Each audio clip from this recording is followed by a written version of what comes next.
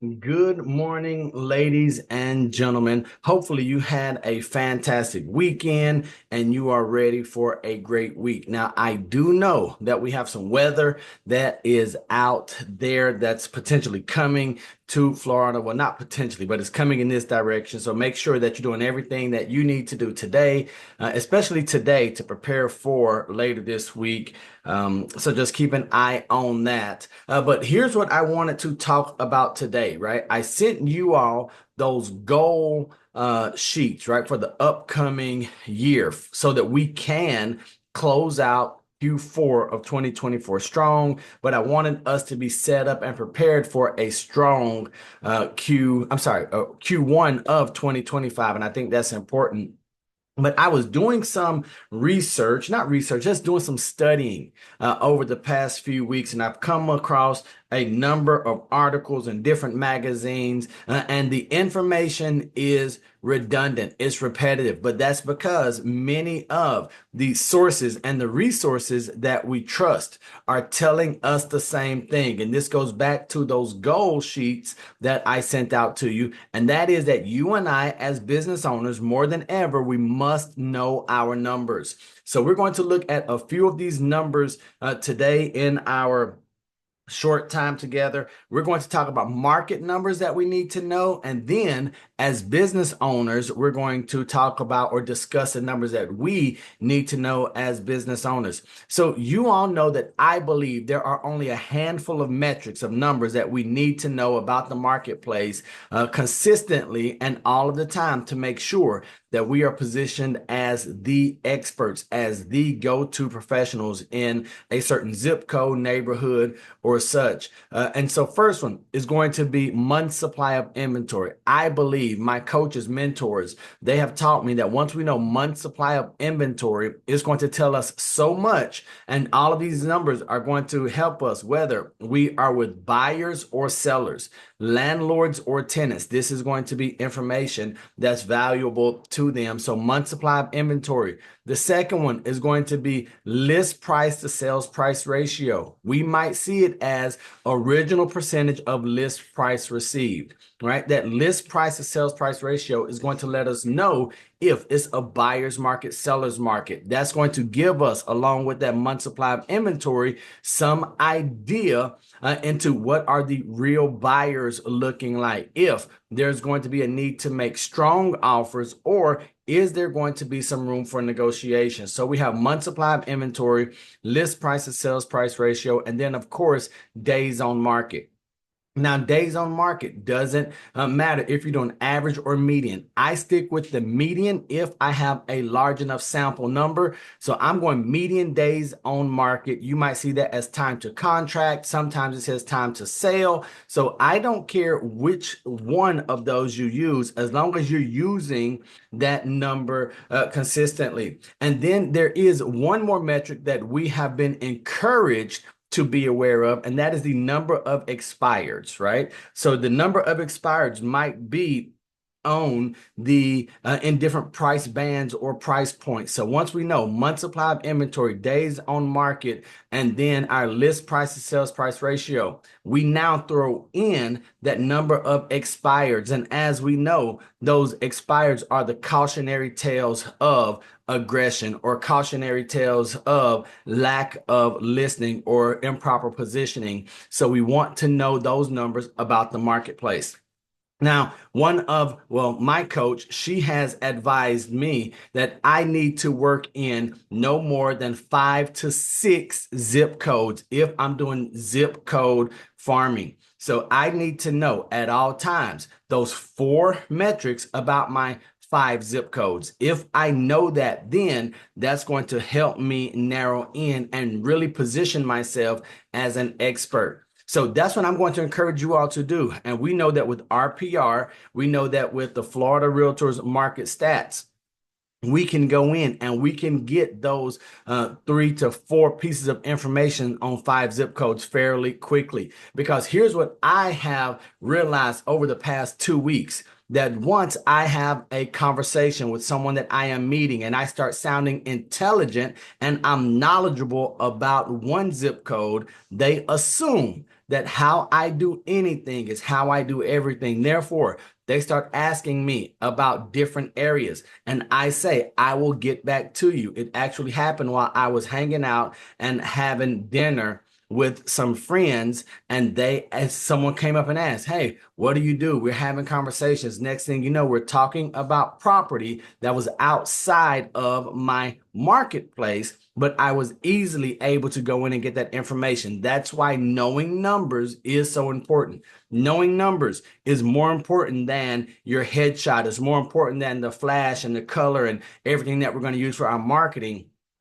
At the end of the day, people want to know that you know your stuff. So those are some of the numbers that we want to be aware of in the marketplace. Now, when it comes to your business, there are a different set of numbers that you and I that we must know. And so this is going to be very important. And I'm going to share a tool with you all. So maybe you don't want to go in and do the type form on the PDF. I'm going to show you all something that is different. I don't think it's better. I think it's different. There are some things in there that might be off just a little bit.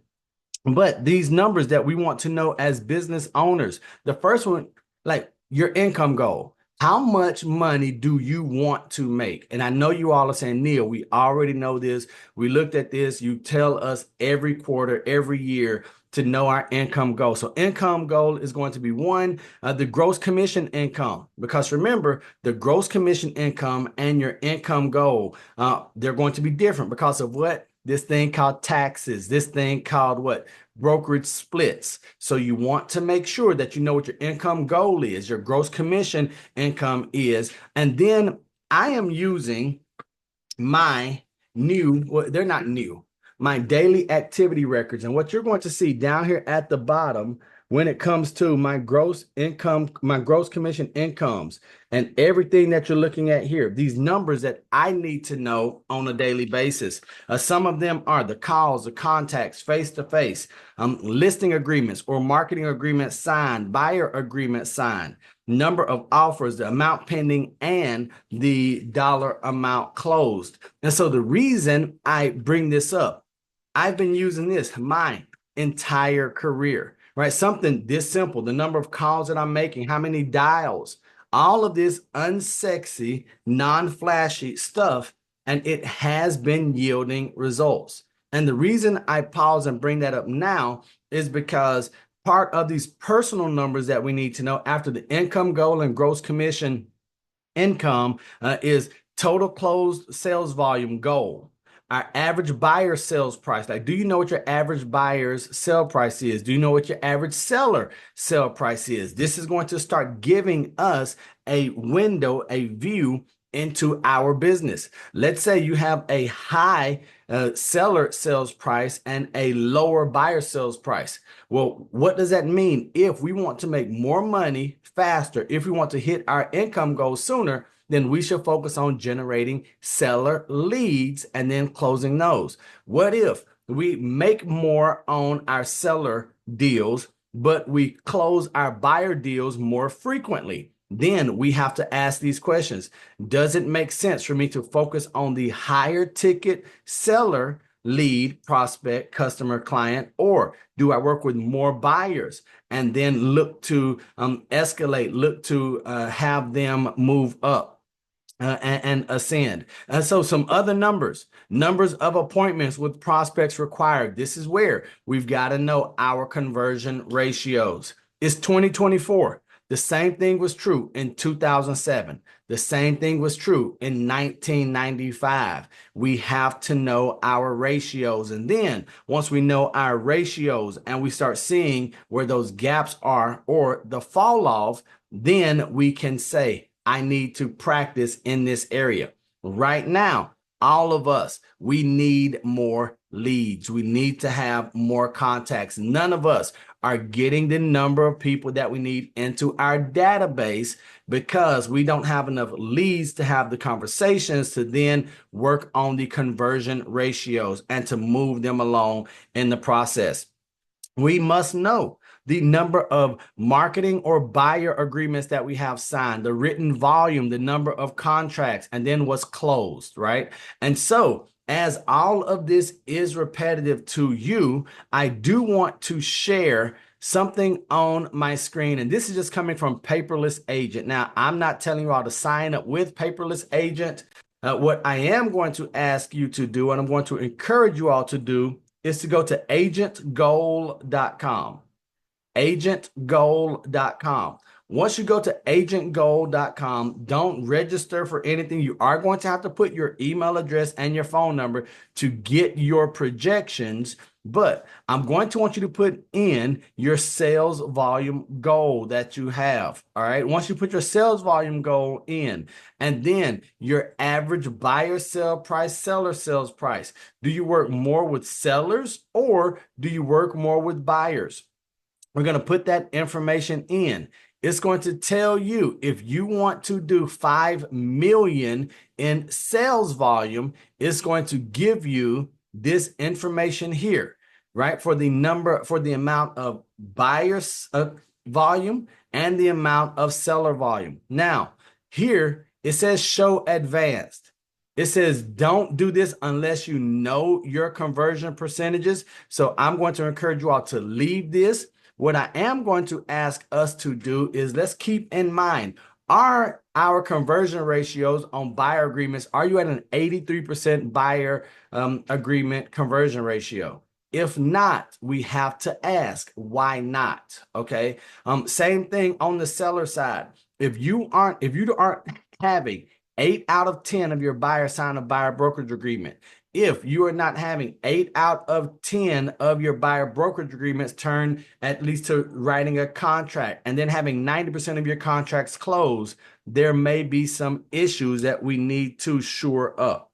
So here, I am only going to change this just because of what you might see in the area.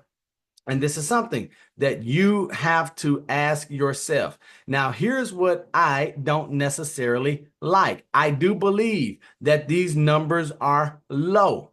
Okay. And the reason I say that is because these are very high numbers when it comes to the conversion ratio. So that's the only thing that I am not totally a fan of. But what I do want you all to look at is the number of appointments, because once again, they're saying that is high. The number of appointments is only 12 appointments. Buyer or listing or agreements taken should be 10, 9, but then it comes all the way down to see what the closed gross commission income is going to be, your monthly goal, all of that. So this is where I'm going to encourage you to even shoot higher, simply because this does not take into account taxes. Okay. So this is going based off of the sales volume that you want to have. But once you come in here and you have this as a closed gross commission earned income, then we have to think maybe, if we're here, that 33% tax, right? Then we have to think about our brokerage splits. So that's why I am encouraging everyone to leverage the Buffini model, right? And Referral Maker. If you're not using the Referral Maker Buffini, I encourage you to. They break it down for us so that we can know exactly who to call, who to write notes to, who to do pop buys with, and it's going to give us an accurate picture of where we are on our journey to reaching our sales goals and our income goals.